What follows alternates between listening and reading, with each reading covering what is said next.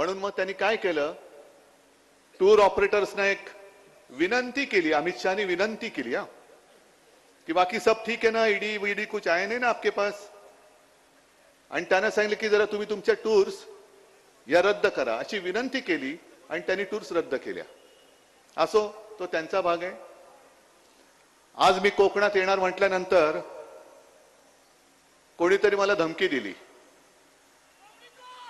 आता आपल्यामध्ये मराठीत काही म्हणी आहेत, आता त्या म्हणी मी काही केलेल्या नाहीत आणि तुम्ही पण केलेल्या नाहीत, त्याच्यामुळे म्हणीतली नावं ही मी तर काही ठरवलेली नाहीयेत. पण एक म्हण अशी आहे, शुभ बोल रे नार्या. आता मी येतो म्हटल्यानंतर कसे येतात बघतो, मी येऊन उभा आहे, परत कसे जातात बघतो, तू आडवा येच, तुला गाडूनच पुढे जातो, आडवाच आहे तू.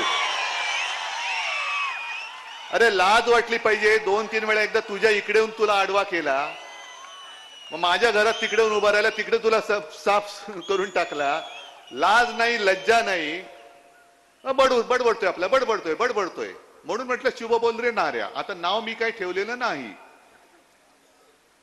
तसं पाहिलं तर एक 4 दिवसापूर्वी मी रत्नागिरी तिकडे येऊन गेलो होतो कोकणात.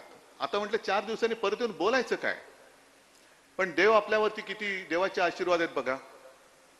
आजच रत्नागिरीमध्ये जे आपल्याला नकली म्हणतात, त्या बेअकली जनता पक्षाचे एक नेते येऊन तिकडे पचकून गेले.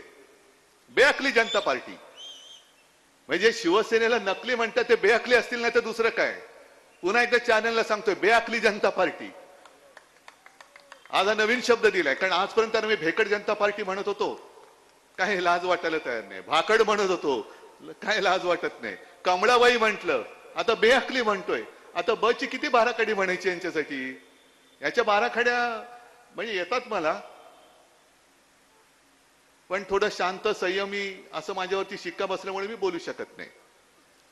आता हे बेअकली जनता पक्षाचे जे सरदार आहेत ते येऊन गेले तिकडे आणि मला काही गोष्टीत आव्हान देऊन गेले. हिम्मत असेल तर त्याच्यावर बोला, हिम्मत असेल तर त्याच्यावर बोला. अहो अमित शहाजी, तुमच्यात जर का हिम्मत असेल तर जनतेच्या प्रश्नावरती बोला. 10 वर्ष तुम्ही तिकडे अंडी उभवत बसलाय, कोंबडी चोर बरोबर घेतला तरी अजून अंड्यात पिल्लू का नाही बाहेर येत, त्याच्यावरती बोला. नुसतं आपलं उभवतंय आपलं. अहो तुमच्यापेक्षा खरंच कोंबडं बरं, अंड उभवलं तर पिल्लू तरी येतं. तुम्ही 10 वर्ष खुर्च्या उभवताय तरी त्यातनं काही बाहेर पडत नाही. ढेकणं झाली असतील खुर्चीमध्ये.